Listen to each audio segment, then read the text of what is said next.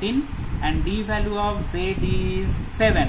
So z is the minimum, then t, then x. So q content will be as z, t and x. Z is at the front.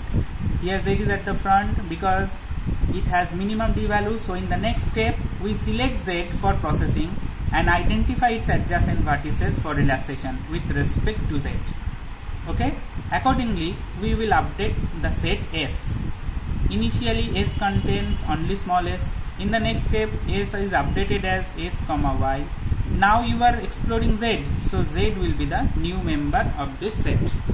Okay, fine.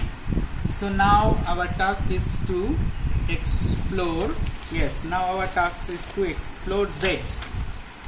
Okay, so you have to identify who are the adjacent of z. Yes, so from the graph it is clear that if we explore z here, I think it is z, one adjacent is s and another adjacent is x. These two vertex s and x are the adjacent vertex of z. Apply relaxation to x with respect to z because x is the adjacent. We cannot reconsider s because I told s completes its execution. So even though in future s comes as an adjacent with respect to any of the remaining vertices, but you cannot reconsider s because s completes its execution. So no consideration of s. Okay, and use the last updated table. Last updated table means which one? Okay, I have a number of papers in hand. Yes, last updated table, I think this one. Yes, updated table means this one. So if you have this table, it will be very easy to trace the updated one. So this was the updated one. Yes, so now you are exploring z. Yes, and you have identified x and s at the adjacent from where s is cancelled. Only the adjacent is x. So what is the updated d value for x? Updated d value was 14. So apply the formula x dot d greater than z dot d plus w of zx, because you are exploring z and you are applying relaxation to its adjacent. X is the adjacent, so the formula is x dot d greater than z dot d plus w of zx, that means z2x.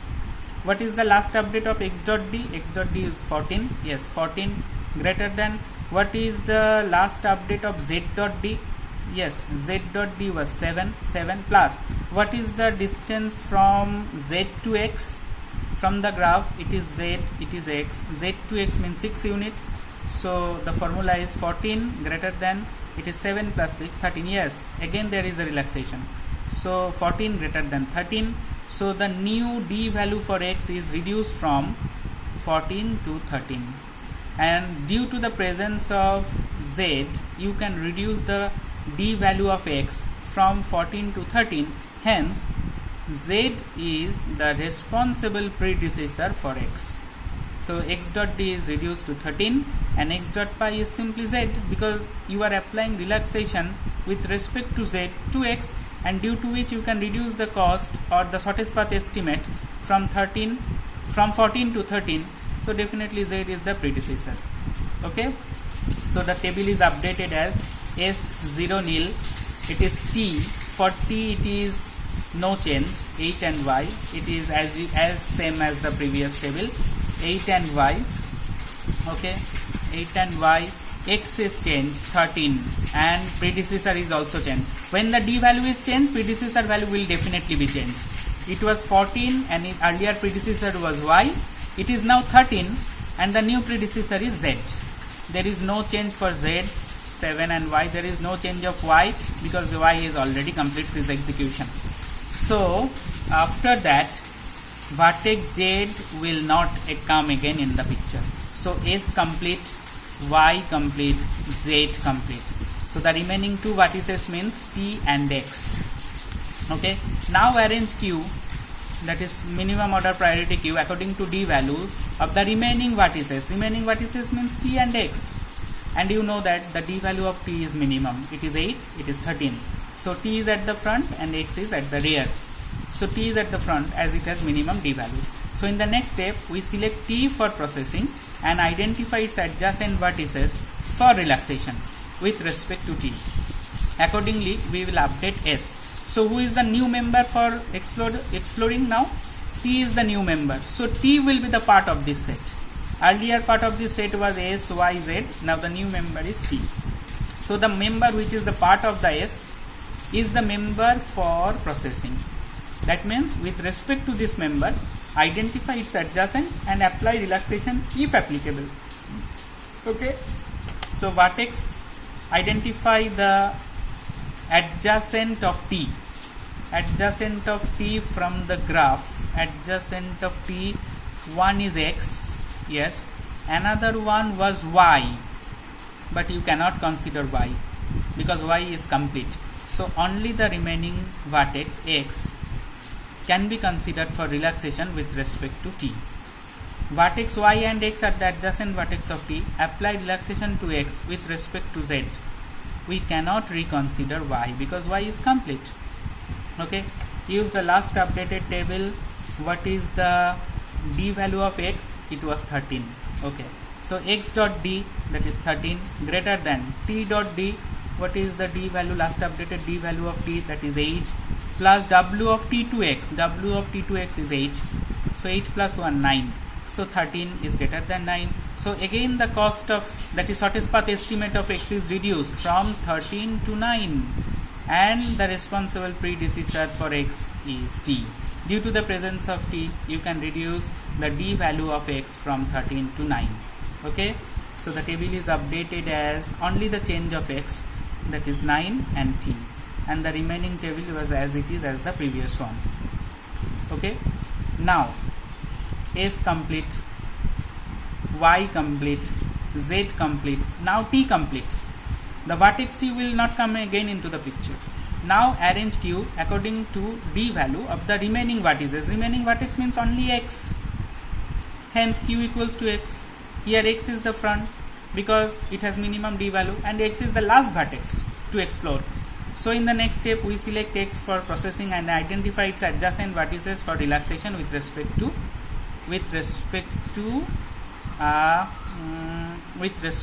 t, not it is with respect to x. Sorry, it will be with respect to x. Okay. Accordingly, we will update s. Okay. So s is, last time s was updated as s, y, z and t. Now the last member x will be the member of this set. So s, y, z, t and last one is x. Fine. Okay. As all adjacent of x are already been covered, who are the adjacent? The adjacent of x was z, but z is already in the set, so z is covered. So there is no scope to explore x because x is the last member. As all adjacent of x are already been covered, so the process terminates. That implies when you select a vertex from the queue, that means when you are selecting a vertex from the queue for processing, actually you are removing the vertex from the queue for processing. Okay. So actually you are removing it from the queue. So last vertex present at the queue is x. You are now processing means it is at the front. You are now processing means it is at the front, and you are now processing means you are removing it from the queue. Once you remove it from the queue becomes empty. So at last, when you are selecting x from the queue becomes empty. And if you recall the algorithm, you will find that the algorithm repeats. That means step 5, 6, 7 and 8 repeats unless and until queue is empty. When queue become empty, this process will not be repeated. That means your task is over. Fine. So we can say that the final table is same as the last update. There is no change of x. So 0, nil, 8y, 9t, 7y and 5s. Okay. So this is the final part of final update. And now considering the final update, if you are asked to form the path and identify the distance, it will be very simple to calculate. I already told it. Now if you are asked to get shortest path from source vertex to any other vertex except source, so you can easily refer to the last updated table to get the shortest distance from the and form the path. Suppose you are asked to identify the shortest distance from S to T. Shortest distance from S to T means refer the table, identify the last updated D value for the mentioned vertex T. It is 8. So 8 is the shortest distance from S to T. Now regarding the path formation, consider the pi value. Pi value means, what is the pi value of T? Y. Then move on Y. What is the pi value of Y? It is S. So unless and until you get S back, you have to come back. So S to T means identify T dot V dot pi. Identify T. Yes, identify T. Identify T dot pi first. It is T dot V dot pi. Na? T dot pi first. Here T dot pi means Y. Okay. T dot pi means Y. Fine. Then find Y dot pi. What is Y dot pi? S. So the path is S to T, where predecessor of T is Y and predecessor of Y is source. So S to Y, Y to T. You have to come back until you get V dot pi equals to source vertex. That means unless and until you get source back, you have to backtrack. You have to come back. Okay, so what is the path? S to Y. What is the distance? 5. Y to T. What is the distance? 3. So 5 plus 3, 8. 8. T dot D is 8. Okay. Similarly, again you consider the table. So suppose S to Z. You wanna move from S to Z. Okay. So what is D value of Z? D value of Z is 7. So you need to travel minimum 7 unit distance from S to Z, which is the shortest distance from S to Z. And how the path is formed? You have to move from S to Z. So at first identify the pi value of Z. What is this? Y. Okay. So S to Z, Y. Okay. What is the pi value of Y? Pi value of Y is S. So no more other vertices found. So S to Z, Z predecessor of Z is Y, predecessor of Y is S itself. So you are at the source. So S to Y, Y to Z.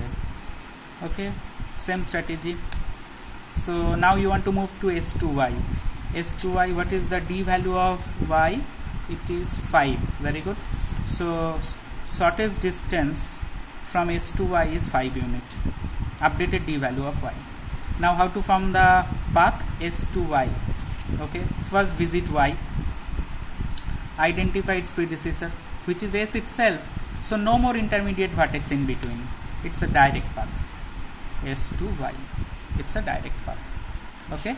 So in this way we have described the algorithm, and it's a very practical implementation. That means we have not only described the algorithm but also set an example, and solving the examples and mapping the steps of the algorithm will help you to remember the algorithm. Okay, thank you.